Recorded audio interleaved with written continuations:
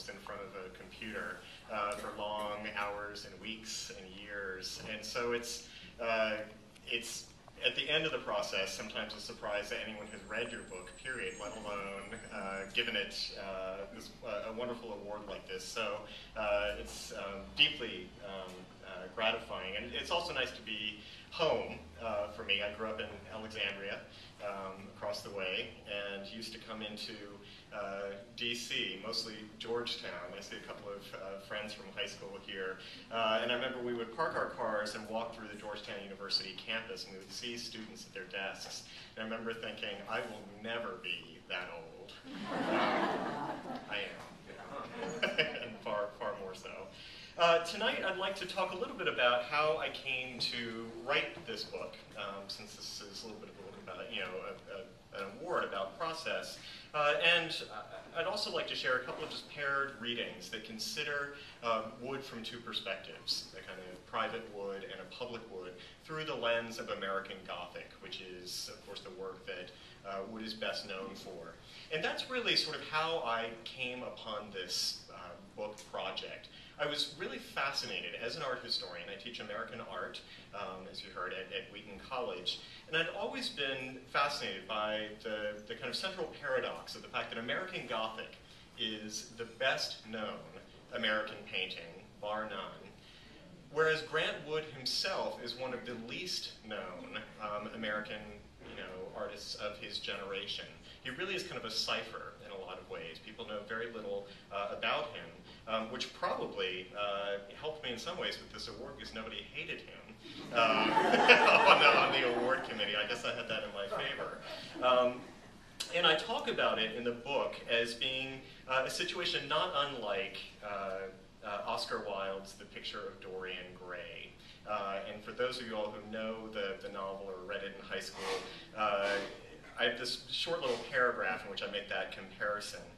In his novel, The Picture of Dorian Gray, Oscar Wilde provides a particularly useful metaphor for understanding Wood's contemporary fate. If Dorian Gray's hidden portrait, the portrait that he kept in the attic, unnaturally preserved his vitality, then American Gothic and the rest of Wood's work have functioned in exactly the opposite way. In this case, it is the complex flesh and blood man who has been removed from sight, while his all too familiar imagery has remained uncannily resistant to change. If we are able to summon Wood from behind that darkened Gothic window, we will see this painting and all of his remarkable work deepen before our eyes. And that was really my goal with this book, to deepen our image of Wood, to deepen our image of his work. This is an artist who I think has suffered unfairly since, even in his own lifetime, and certainly since his death, from a reputation as being an easy or transparent painter. He is, the truth could not be further from that, either in terms of his work or in terms of his life. And so when I had started this project, I really knew that I had something quite special to be working with in some real uncharted territory. Now, I teach Grant Wood at Wheaton within my American Survey course, and I always teach him, like most people do, within the context of American regionalism in the 1930s. This is a style that always sort of puts forth the kind of triumvirate of regionalism. So you have Grant Wood, Thomas Hart Benton, and John Steuart Curry are always sort of put forth as the three great figures of this style that was realist in conception, kind of conservative in its rhetoric. It was all about a Native American expression, I should say, native-born rather than Native American, but a sort of an American spirit, and an antidote to the abstraction that was increasingly sort of coming to the fore in the 20s and 30s in American art. For me, Wood always seemed different from these other guys. Wood's work always struck me as having a character and a quality that really set it apart. There are strange distortions in Wood's work, anachronisms, misaligned gazes. In some of his history paintings, there are elements where he gets things intentionally wrong. And there is almost always in his best work a kind of almost a sort of polar way of looking at his works. American Gothic is a perfect example of that. When you first see American Gothic, you're not quite sure if you're supposed to be afraid or if you were supposed to laugh. And in fact, that tension, I think, is one of the reasons why it's such a great painting. That's true of a lot of his work. You approach it and you're not quite sure what that kind of unsettling feeling you get by looking at those sunny fields or stony portraits is really about. And it's even stranger given Wood's reputation as a simple guy, a transparent painter, a painter of sunny, easy pictures, that his work is as complicated as it is. And I think that there have been a lot of critics who've been reluctant to talk about the complexity of his work because it dismantles the image of who he was and what his art was about. So in my search for a little bit more substance about Grant Wood, and this really started as an article, it did not start as a book, I first turned to Wood's 1944 biography, written by Darrell Garwood. Wood died in 1942, and this biography came out 2 years later. So it was the first biography ever written about Grant Wood. What surprised me was to find out it was also the last biography of Wood until this one. And there's sort of utter silence between 1944 and 2010 about Wood's life. That's not to say that there weren't many wonderful monographs written about Wood's artwork by Wanda Korn, Jim Dennis, and others. But Wood's biography, his life story, always seemed to be kind of the third rail in Wood scholarship. People really didn't want to touch it. And the reason for this was Wood's sister, Nan. Nan Wood Graham was her married name. Nan was Wood's sister. She was his muse. She was also the executor of his estate after he died in 1942. Nan survived her brother by almost half a century. So between 1942 and 1990, Nan really kept very tight control over who could talk about Wood's life and who couldn't. She was very proud to say in the early 1980s that she had stopped no less than 7 would-be biographers of her brother. I think that what happened really by 1990 was that Nan had done her job so well, saying, there's nothing here, there's no there, that people began to believe it. Scholars really weren't interested in writing about Grant Wood. Who wants to write about this kind of, simple-minded, hick, untrained painter? This was the sort of the image that she had put out about her brother. And Nan's image of Wood was the one that really prevailed for a long time. This is how Nan really wanted us to see her brother. She wanted us to see him as the farmer painter, capital F, capital P, in his overalls. He was always sort of shown in his overalls. The small-town boy who hated cities. A childlike person who was self-taught. And a brother who was too busy for romance. The reality you quickly find when you begin to look into Wood's life is sort of in stark contrast to that image. First off, he never farmed. He left the farm at age 10 and lived in the city from that point forward. He chafed at small-town life, especially as a younger man. And he was a great fan of H.L. Mencken's articles from the Baltimore Sun. Mencken was always talking about the bourgeoisie in the Midwest and the knuckle-scraping sort of small-town life. So he talked about really sort of adoring Mencken early on. He was classically trained. He was taught. He was taught at the University of Iowa, at the Art Institute of Chicago, and for a rather long stint in Paris, he was also enrolled at the Académie Julian. So we are not talking about an unsophisticated, untrained artist. And in addition to this, the thing that most of the art world has known but has not written about, he was also closeted. And this was the thing that Nan was most sensitive about. In interview after interview, one of the reasons that she talked about how she sort of excoriated that 1944 biography was to say, my brother was not a sissy. This is the way that she sort of put it out there. And in fact, I got to see this wonderful annotated version of Darrell Garwood's 1944 biography at the State Historical Society in Iowa that Nan had annotated within an inch of his life. She hated this man. And on the front page where it says, the title page with his name, under the author's name, she has written, not worth spitting on, the worst liar on earth. And I have to say, I showed an image of this when I was in Cedar Rapids, Wood's hometown, last fall, and I jokingly said to the audience, you know, I'm more than happy to inscribe anyone's book tonight with that, and a few people took me up on it. So Nan's image of her brother, it must be remembered, was also Wood's image of himself that he projected as a public image. This was really his protection while he was alive, and he was adamant about sort of seeing himself and projecting himself as this kind of man of the people. He also claimed insistently that he was someone about whom no one really would be interested in writing. He said famously in the 1930s to a reporter, "I am the plainest kind of fellow you can find. There isn't a single thing I've done or experienced that's been even the least bit exciting."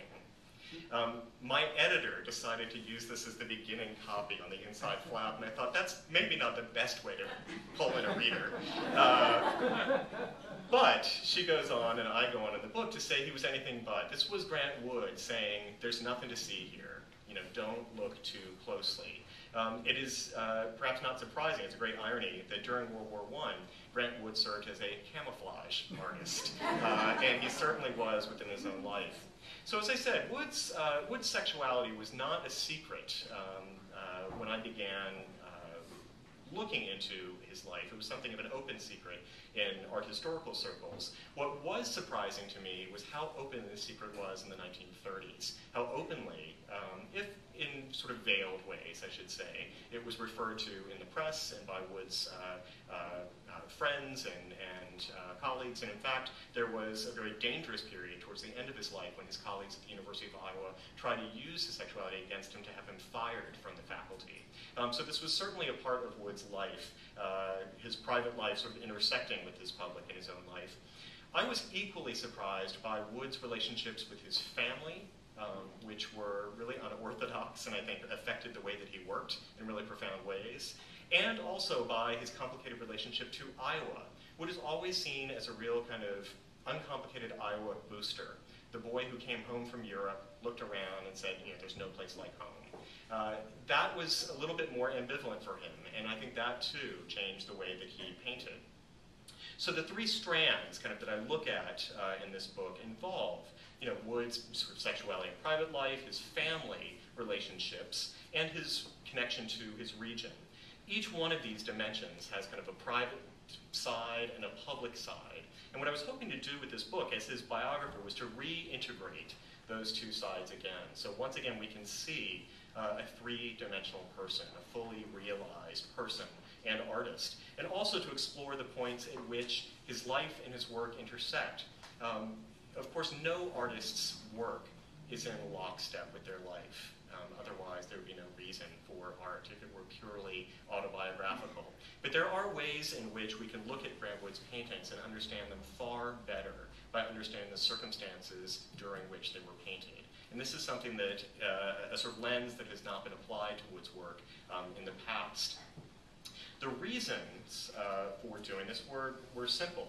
I believe that Wood is really one of the most important painters of the 1930s in the US, and I think for far too long he has not sort of been allowed to be as complex, as smart a painter as I believe him to be.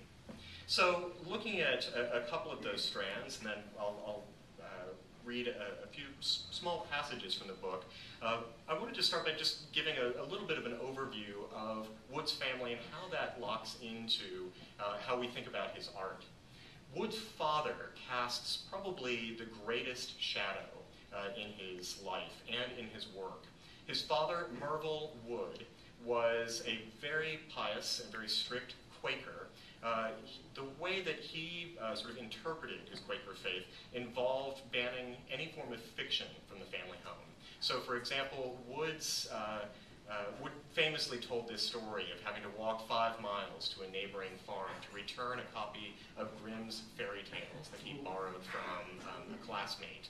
And, you know, it's a good example of the way in which his father really held kind of a grip over this family that Wood says in his unfinished autobiography made him believe that his father was more God than father to me. He did not spare the rod either. There are a lot of stories of banishments to the cellar, this kind of thing, from this figure that comes across in Wood's writings as kind of a terrifying figure. He was also the person who stood really between Wood and his art. Wood's early interest in drawing and in artistic activities were seen as another form of kind of sinful fiction in his father's eyes. His father hardly disapproved of his son's interest in art.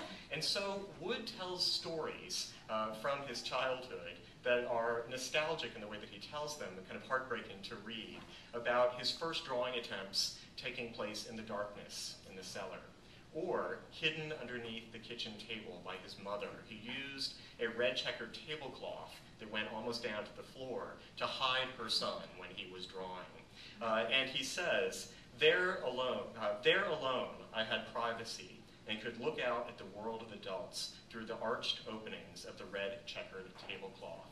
That tablecloth, to use kind of a Citizen Kane reference here, becomes like his rosebud. It is the kind of object from his childhood that surfaces again and again. You see that red checkered tablecloth in sort of monumental paintings that he does from the 1930s, where you see a dinner laid out on a table. You see it in the costume of some of his figures. He used it again and again in interiors, including interiors where it didn't even seem to fit, interiors which were much more formal. But there was the red checkered tablecloth. And I'm proud to say I actually got to touch the piece of the true cross. I got to hold the original red checkered tablecloth when I was at the Figge Museum in Davenport. So in 1901, the event that kind of changes Wood's life forever, his family's life forever, occurs with the very sudden death of his father. Wood was 10 years old, and his father quite literally sort of walked into the family dining room, looked out to check the weather, and dropped dead on the floor. In fact, this is exactly how the Anamosa Eureka reported it in a banner headline that said, "Dropped dead, period." Francis Merville Wood of Jackson Township is no more. And that's sort of, and that's sort of how it felt to the family. It was sort of 1 minute, here was this kind of tyrannical figure, and then he was gone. From that point forward, Wood was able to engage in his art in a much more profound way. And it became the debt he was never quite ever able to repay to his father. He sort of hung on to a kind of irrational guilt about what his father's death had allowed him to become throughout his life. And you see this playing out both in his painting and in his writing. And it's really quite stark. When Wood returns to Iowa in the late 1920s and decides, I'm only going to paint Iowa subject matter. I am, an Iowa regionalist. This will be my mission for the rest of my life. He is not painting Iowa from the 1920s or the 1930s. He's painting an Iowa where Merville is still alive. It is an Iowa pre-1901. It is almost as if an internal clock just stopped for him in that year at the age of 10.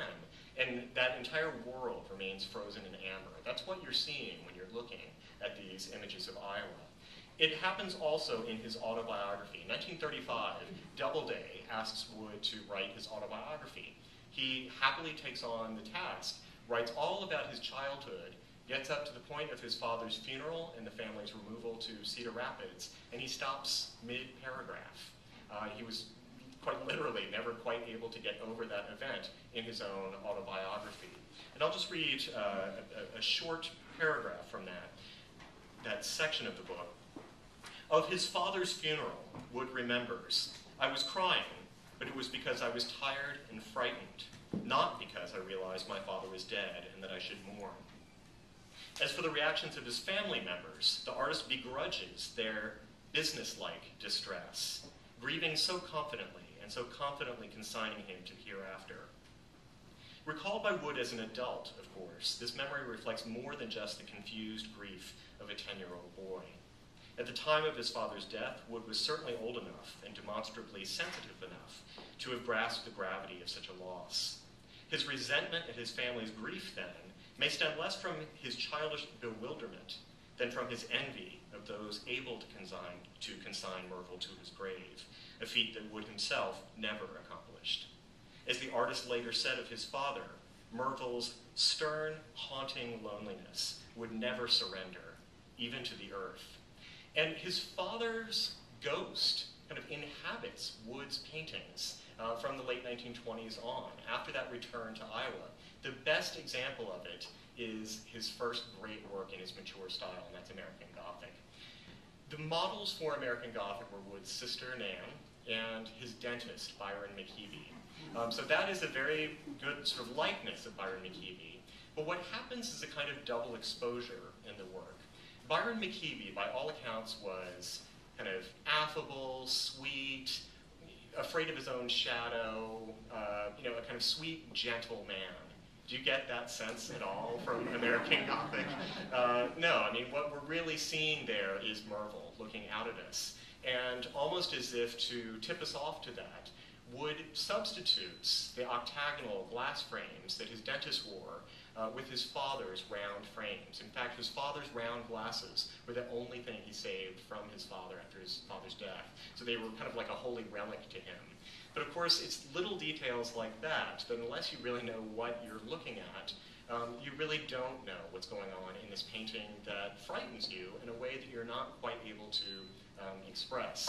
When you understand a little bit more about who stands behind that mask, you have a better idea of who Wood is. His sister and his mother were extraordinarily important to Wood's work and to his art as well. His sister Nan and his mother Hattie. He really performed kind of double roles for each of them. Because Nan had been an infant when their father died, he really became a father to Nan as well as her brother. And as far as his mother was concerned, he was both son and companion. In fact, in a couple of really telling kind of slips that journalists made in the 1930s, the two were referred to as a married couple living in Wood's studio. And in fact, Wood, his mother, and his sister, who Nan referred to as this close-knit group of we three, all lived together, not just in one house, but in one room, until Wood was in his mid-1940s, mid-40s, I'm sorry, it was the mid-30s, when he finally moves to Iowa City. So you're talking about an incredibly tight family bond in which his mother and his sister are his support system. They're also the muses for many of his paintings. Nan herself in American Gothic is a kind of double exposure. She really stood in for his mother when his mother kind of balked at the idea of posing for this image. We don't have her account of this, but one can imagine that she was a little taken aback by a request to pose in front of a house that looked very much like the farmhouse that Wood had grown up in, with a man who was very much sort of in affect, at least, like her late husband.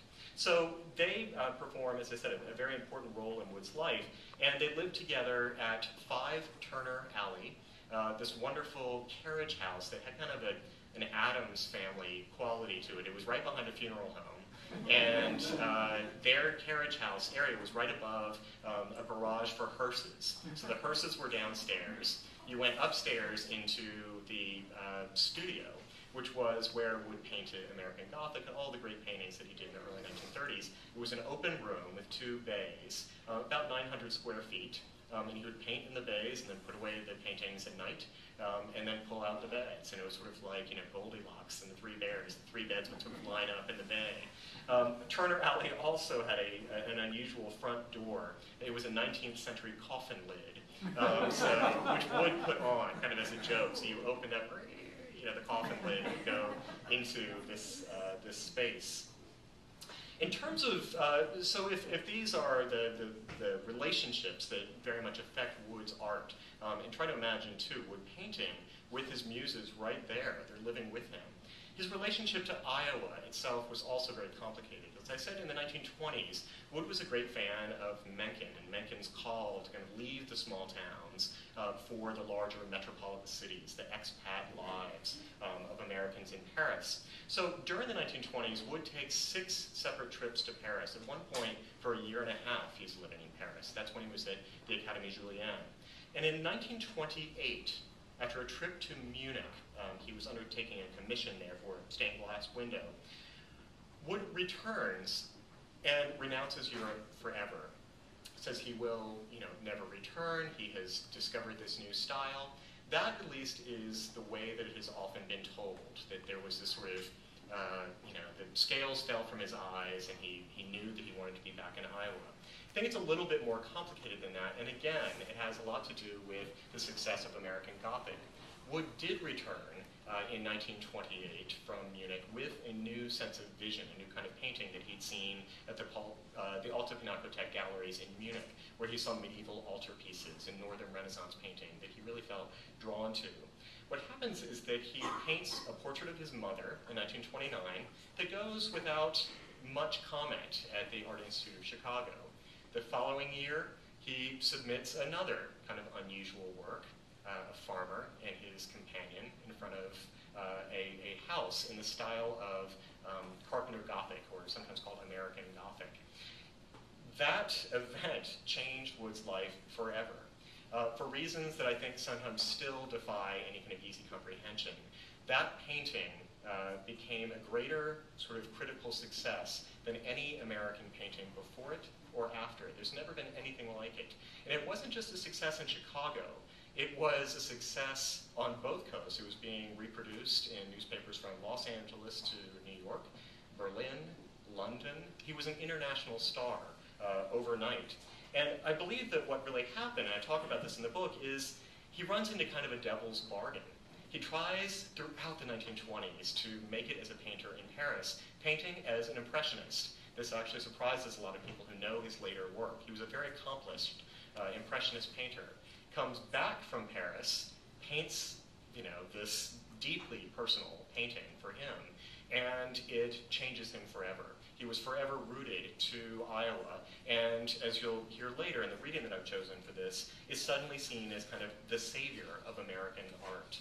It's a new role that he certainly didn't see himself, sort of entering into. So, 1930, when American Gothic comes out, is the second major turning point in his life. You have 1901, when his father dies, 1930 with American Gothic. And the last one I'll just mention before these going into these two readings was 1935. 1935, Wood is mid-career. He is, in his own life, really one of the best-known American painters. Any painting that he completed was, splashed out in Life magazine. Time was constantly writing about him. He was a great public figure. But in 1935, that magic circle of we three begins to disintegrate. Nan, who was married at that point, finally moves to New Mexico with her husband. His mother enters her final illness in 1935, and it's clear that Hattie, the rock of his life, is about to enter into, as I said, this final illness. So in March of 1935, Wood shocks everyone who knew him by marrying. He marries a woman very few people had heard of before, very few people knew, and people were shocked. Sarah Maxon, who he married, was shocking to Iowans, not just for the fact that she was Wood's bride, but the fact that she was nearly 10 years his senior. She was gray-haired and rather matronly in appearance. She looked like, and was, a grandmother. When he married her, she had been married before and had grown children. And she looked suspiciously like Mother, which was also cause for some concern. Mother noticed this too. So let me just read to you one paragraph that does give you a little bit of a sense of how open a secret Wood's sexuality was. People knew, and this is why people were astonished when this took place. In its tone of barely concealed astonishment, the press coverage of Wood's marriage to Sarah Sherman Maxon indicates that despite the new veneer of regionalist masculinity that attached to him, his sexuality remained a matter of some debate. The Cedar Rapids Gazette registered less surprise at the suddenness of the marriage than at the fact that Wood had, as the paper euphemistically phrased it, digressed from his single-track bachelordom, capital B. Public perception of the artist was, quote, so far removed from any thought of romance, his hometown newspaper offered, as to make the culmination of this courtship a major surprise. And in a similarly unflattering instance, one Albuquerque newspaper reprinted the couple's wedding photograph, along with the caption, they can laugh at critics now. There really was this sense that he had done this thing that sort of shocked everyone. And I wanted to say, to mention that 1935 moment because there was even more in store for Wood. After he marries Sarah, Sarah insists that they move to Iowa City. So he left Cedar Rapids, his home, since he was 10 years old. This was a major change for him and his working patterns. Mama comes with them, and within 2 weeks of their arrival in Iowa City, Hattie dies, leaving Wood alone in this enormous new house with a wife. This was an entirely new kind of situation for him. If that was not enough change in his life, Doubleday asks him to write his autobiography in that same year. And they say, why don't you take on a writing assistant to help you with this? And they suggested Park Renard. Park moved in with Wood and Sarah and promptly became the love of Wood's life, creating a very complicated household in Iowa City.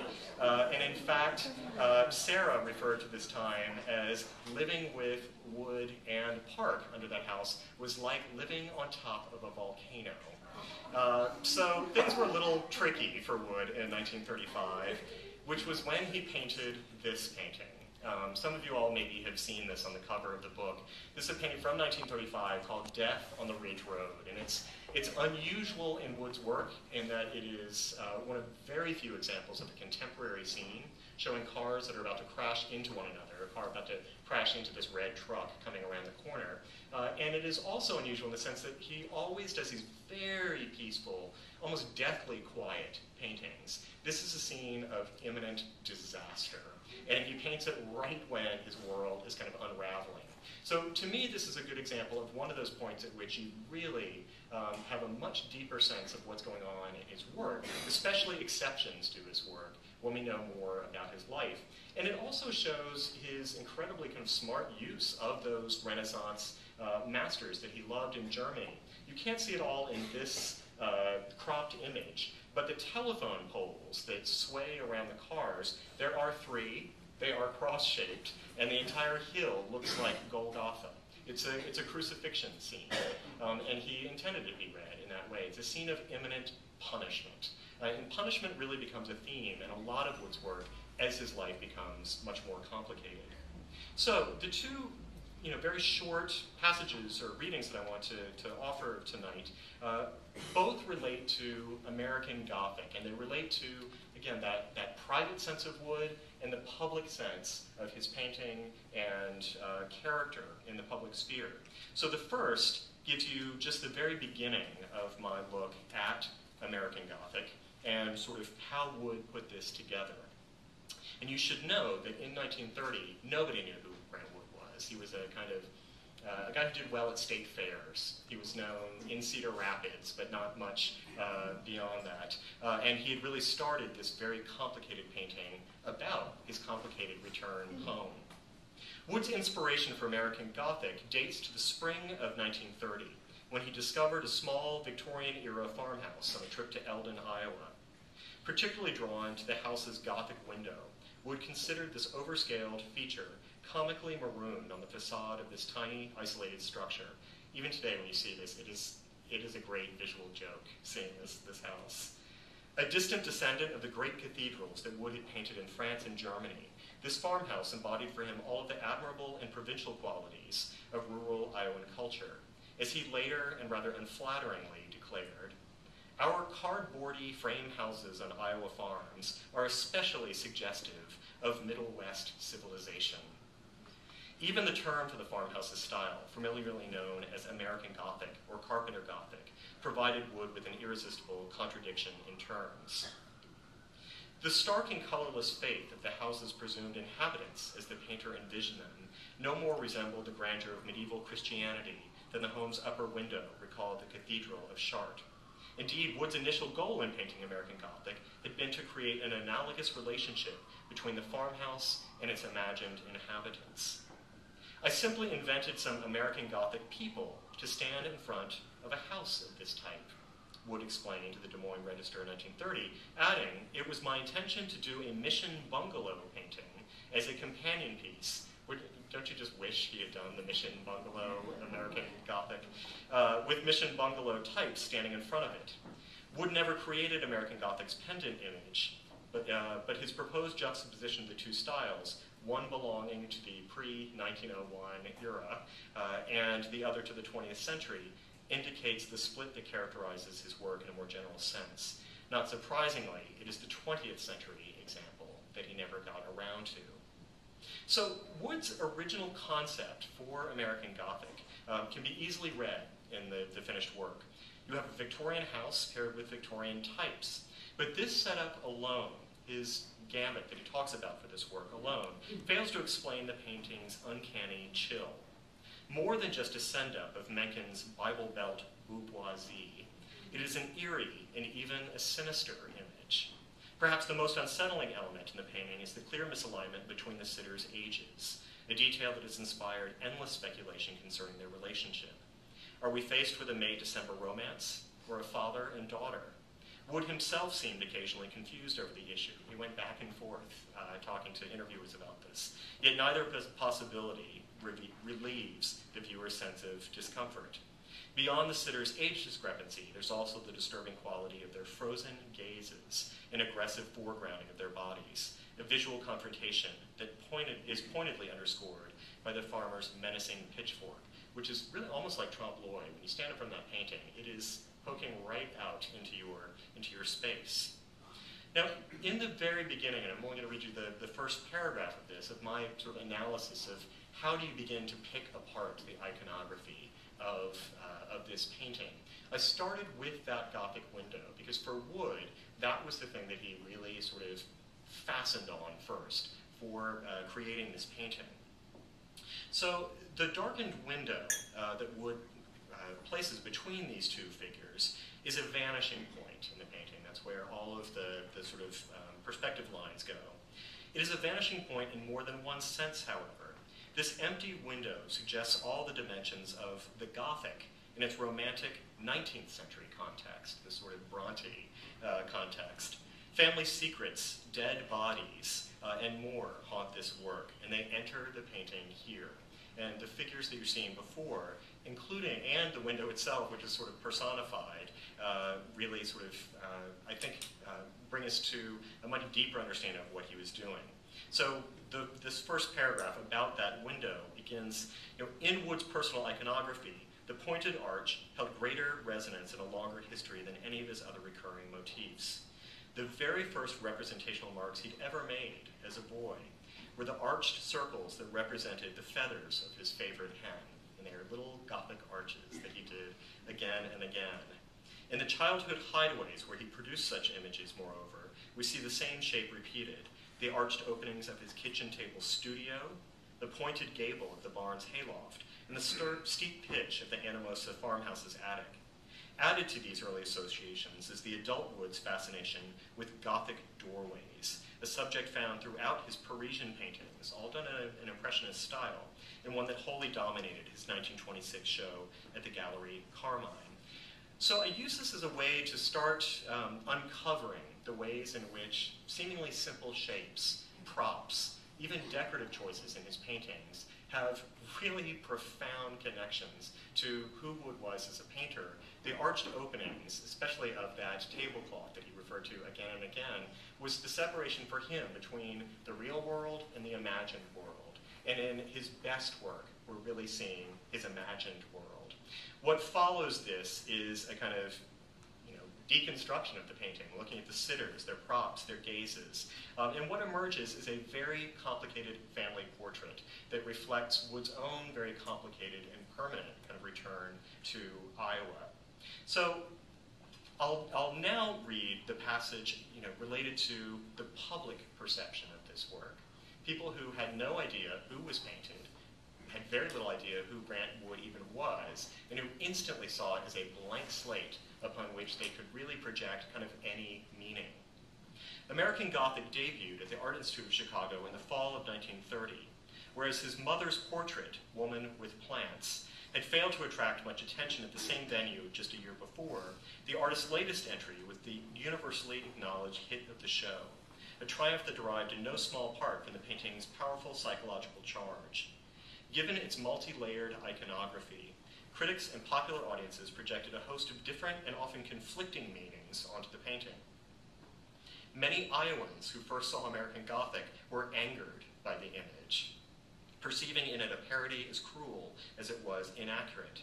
Citing the archaic character of the figure's clothing and accessories, for example, Mrs. Inez Keck of Washita, Iowa, wrote to the Des Moines Register that perhaps the artist has not been to Iowa since he was a little boy.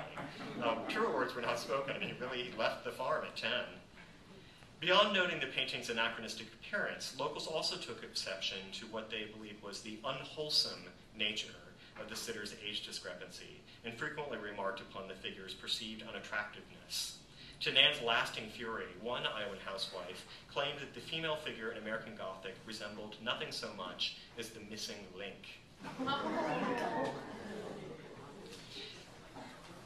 In its front-page review of the Art Institute's exhibition, the Chicago Evening Post, and here's another way of looking at it, Iowa sees parody, here's what critics saw.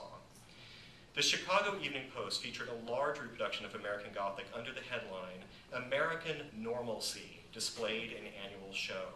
Iowa farm folks hit highest spot. For its part, the Chicago Daily News proposed that the work's patriotic appeal placed it not only above other works at the 1930s show, but also at the forefront of American art, period. American Gothic, the newspaper claimed, was quite simply one of the finest records of Americana that has ever been painted. As one brochure to the exhibition later read, this was a publication from the Art Institute of Chicago, American Gothic is interesting because it is entirely of us. There's this sense that Wood had set out to create a portrait of America. Nothing could have been further from the truth from what he was really up to, but certainly this is how he achieves his fame.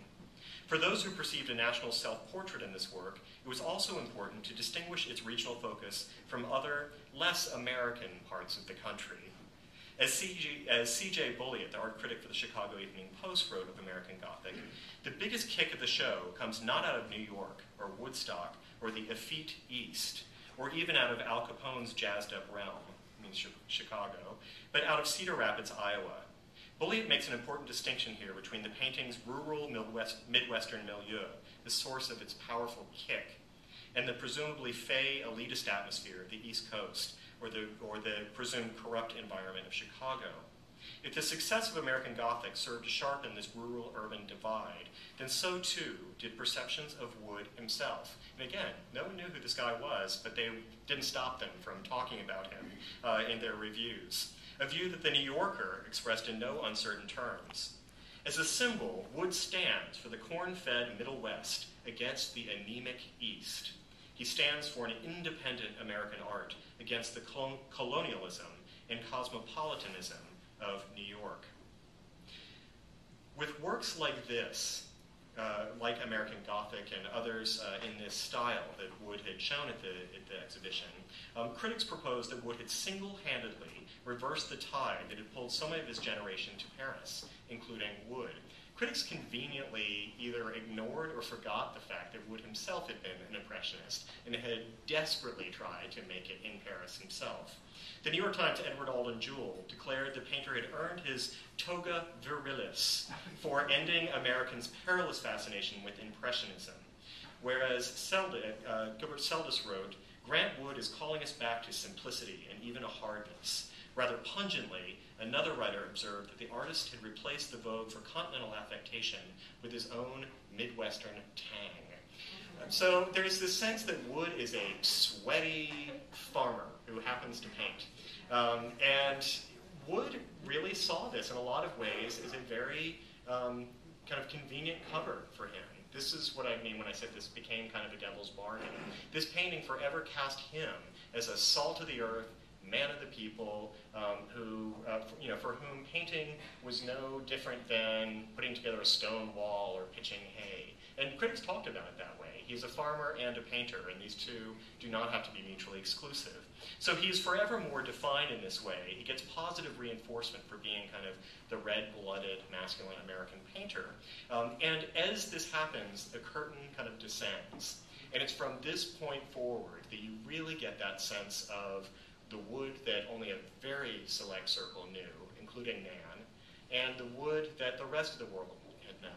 And the rest of the world, until 2010, largely believed in that public Wood. And for me, the most interesting thing is putting the two together. The person who tried to do this first in the 1950s was none other than Wood's wife from 1935, Sarah Sherman Maxon. They were married for 3 years only. It was actually a very close relationship in a sort of unorthodox way during those years. And you hear very little about Sarah after their divorce in 1938. In fact, the greatest discovery I made in writing this book involved Sarah herself. I had finished the entire manuscript. My editor asked me to please include a kind of epilogue, saying, catching the reader up on what happened to everyone. The only person for whom I could find no information, not even an obituary, was Sarah Wood. She'd actually gone back to her maiden name, Sarah Sherman. I ended up through a kind of rabbit hole in the internet finding something from her estate at a bookstore in Seattle, Washington. Called up this bookstore and said, do you know who Sarah Sherman was? And can you give me a sense of when she died and what town she died in, if you have her estate? They said, oh, you know what, you should talk to her landlord. Ed's still always, walking around town with this giant sheaf of papers, Sarah's memoirs, Sarah's diaries, Sarah's letters. Nobody knows who Sarah is. And I said, get me on the next plane to Mr. Bartholomew. It was literally a stop the presses moment. I had to rewrite about the last third of this book. And happily so. Sarah became one of my favorite characters in the book. And I found out among the other fragments in her manuscripts were the beginnings of her own attempt to write a biography of her famous ex-husband in the 1950s, so about a decade after he died. And I'll end with just these couple of sentences that Sarah writes, because to me they're so telling, and give you a sense of just kind of how unvarnished her account was of Wood, and therefore how valuable it was to me. She begins, the odd thing is there's so little biographical detail about him. Who's Who gives him a few lines, but aside from the circumstances of his birth, education, his brief stays in Paris, most of the space is taken up with just a listing of his patrons, which in itself is a peculiar thing. You see, during a certain period in my life, I knew him very well. So, key the thunderclouds off to the side. She says, perhaps we should let him alone. Let him rest on his painting alone. On the other hand, it's never done an artist in the long run any great disfavor to know all about him. Oscar Wilde's genius runs just as purely and clearly, just pulling that name out of a hat. Oscar Wilde's genius runs just as purely and clearly today as if the world did not know how he spent his last years or the reason that was behind his final degradation. There is some parallel here, as we shall see. And she stops right there, because it was not the biography that could have been written. I don't believe that Sarah's biography would have been focused exclusively on that element of Wood's life, but it gives us a hint of the possibility, not long after Wood's death, of someone writing a fully integrated, kind of fully dimensional portrait of this great painter. And Sarah had extraordinary respect for his paintings, but they could not have been written. And indeed, even I ran into more than a few obstacles in getting this book published as well. So I'd like to think that this is, in some ways, the book that Sarah herself would have liked to have written. So I will stop there. I think I've gone a little long. I'll end there, and thank you very much.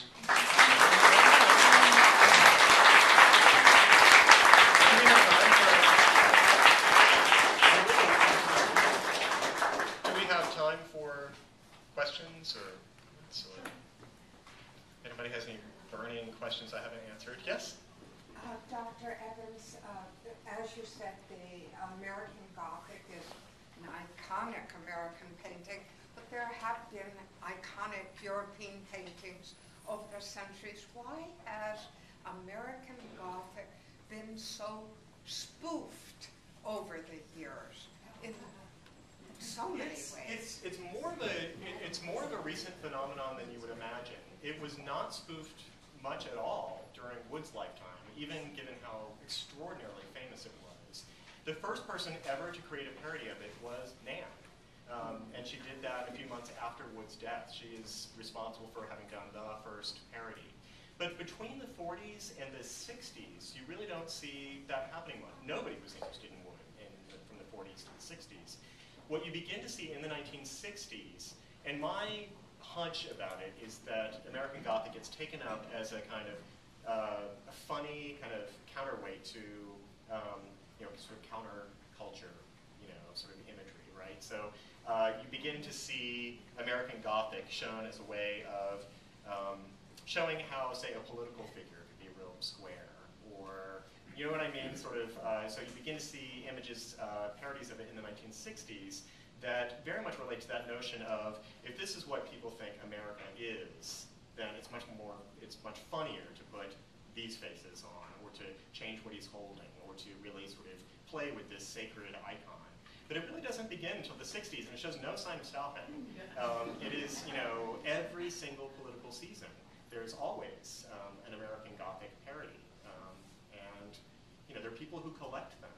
I'm less interested in the parodies, only because I'm so much more interested in what this painting meant to Wood, as opposed to what it meant afterwards. And I think a lot of the people who write about the parodies, who do great, there have been a lot of great essays about the parodies, are interested in what does this painting say about us as Americans. And, I think for me, it was time to stop asking what American Gothic meant about me, and asking instead what it meant about him. But you're right, it's a kind of crazy phenomenon.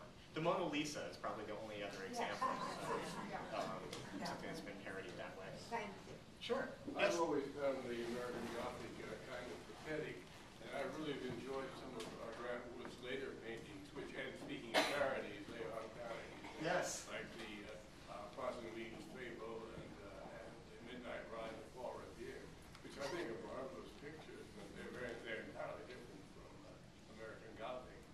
Have you considered those in your biography? Absolutely. And some of those later works, Wood really had a very wicked sense of humor. Yeah. He was a great humorist and satirist. And in a couple of his later paintings, the best example of that kind of wicked sense of humor is a painting that he did called Daughters of Revolution, which was meant to skewer the Daughters of the American Revolution that he had the ongoing feud with in Iowa. And he's sort of poking fun and kind of slavish devotion to Washington's memory by putting a kind of faded engraving of Washington crossing the Delaware behind them. But the very crux of his feud with the DAR was that they protested the fact that he had his memorial window manufactured in Germany. It was a memorial window for American soldiers. And their whole point was, this should not be manufactured in the country that was our late enemy. So what he does with that painting is not only to make the women themselves look literally like old hens. Their hands look like chicken claws as they hold their little teacups. But behind them, that famous painting, another iconic painting, Washington Crossing the Delaware, was by a German artist who painted it in Dusseldorf. So this was an inside joke for art historians too. But absolutely, Wood's later paintings really show, I think, a sharp sense of humor. And to me, that's another example of the way in which people don't often get past a kind of surface image. Why did Nan dislike the 1944 biography so much? She disliked it because Garwood interviewed a lot of people she didn't want interviewed for it, who she saw as sort of not sympathetic to her brother. But he also is the very first person to make broad hints about Wood's sexuality. He doesn't say anything specifically, but he does say things like, well, he had a lot of time for his painting in those years because, as we all know, he wasn't dating anyone. This kind of thing. And again, rumors were that, he enjoyed the bachelor life, things like this. I think this was the primary thing that she was angry about. But, in other ways, I have to say that Nan was justified in part because, he tells some real whoppers in it too. I mean, they're great inaccuracies, and any person using Daryl Garwood has to use it very, very carefully. But she sort of stopped it from that point. She actually stopped him from reproducing images of her brother's work. So it's this very weird biography of Wood with there's no illustrations in it at all.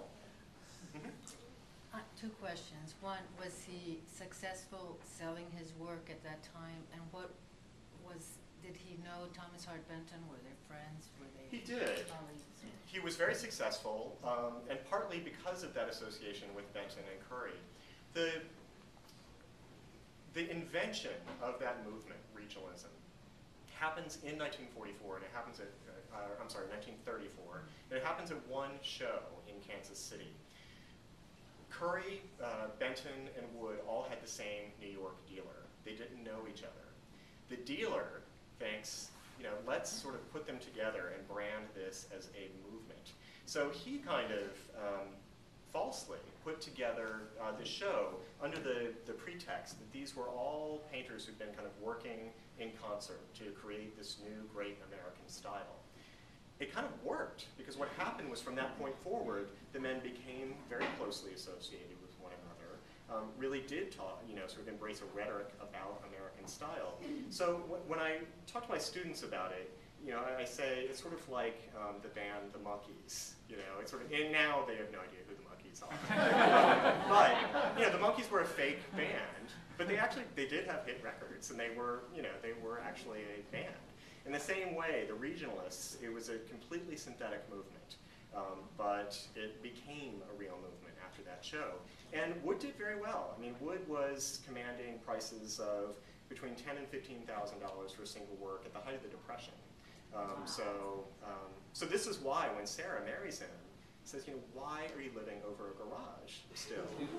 Let's move into a big house, please. And who's buying these paintings? Actually, that's an interesting question in and of itself. People look at his paintings and think, oh, these must have been bought by, sort of solid Midwestern types who sort of love this rural scenery. They were bought more often than not by really well-known entertainment figures. So George Cukor, Alexander Wolcott, Katharine Hepburn, Cole Porter. These were the kinds of people that you would never in a million years would have thought would have owned a Grant Wood. But that's kind of, if you can profile as sort of high-profile patron, that's kind of who was buying his. In fact, this painting on the cover was Cole Porter's. What? This was Cole Porter's, and he gave this to Williams College, which is where it is now. So yeah, he did very well. Yes? Under what circumstances was American Gothic first exhibited at the Art Institute? Was it like just a curator selected it, or was it sort of a jury show where he submitted it to be exhibited, or what were the other, you said it was like the hit of the exhibition or something, so can you put it in that context? Yeah, it was the annual American show. It was American Painting and Sculpture, and it was a juried show. So it was a big regional show for anyone, sort of around Chicago, submitted to this. But it also kind of had a national focus. So if you were in New York, you would have known about this juried show. So there was some, really well-known figures, and then sort of the state fair types like Grant Wood who got in. The interesting thing about that juried show, and this was only revealed less than 10 years ago, the records have now surfaced that American Gothic was rejected by the jury at the Art Institute of Chicago, and a trustee at the museum saw it in the rejection pile and kind of got a kick out of it and sent it back into the accepted pile, and that's how it got in. And so what's interesting is that the jury really were not that fond of it, but they turned on a dime when it became the big hit. And it won the purchase prize. So the Art Institute of Chicago bought that painting for $300. And now, I don't know how many of you all saw it when it was at the Renwick in 2005. It travels with its own phalanx of bodyguards now. And if it ever leaves Iowa, it's got you've got people with who are armed. But that was the context, and that was the context in which he'd sent the portrait of his mother, which nobody. It made not a ripple. Yes? Yeah? My hand? Yep. I talk with my hands, I'm sorry. Oh. Last night I went to a lecture, and so I guess I was saying to someone that this piece now has become what this Mr. Lehrman, the collector here, was talking about trophy art.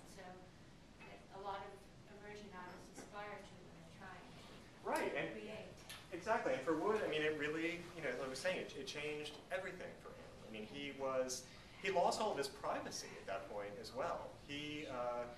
People began to invade his studio to try to find out who this guy was. And in fact, within weeks of American Gothic's debut at the Art Institute, he was approached by his first blackmailer also, who Nan claims was a handsome young man who claimed to be Wood's illegitimate son. And he was about 8 years younger than Wood. But I think it was a real lesson for Wood that, wow, with fame is also going to come tremendous vulnerability. And he lived under that for really the next 12 years. And as I said, he spent the last 18 months of his life battling like hell with his department and with Time Magazine, who were in kind of a race to see who could out Wood first. And it was only the university president at the University of Iowa who stepped in and kind of was able to, sort of put a blanket on all of it. And then Wood was diagnosed with pancreatic cancer. So he died within a few months of actually winning that battle. Tripp, do you want to start Simon? Sure, absolutely. Well, if you have other questions, why don't you talk to him at the table right downstairs on the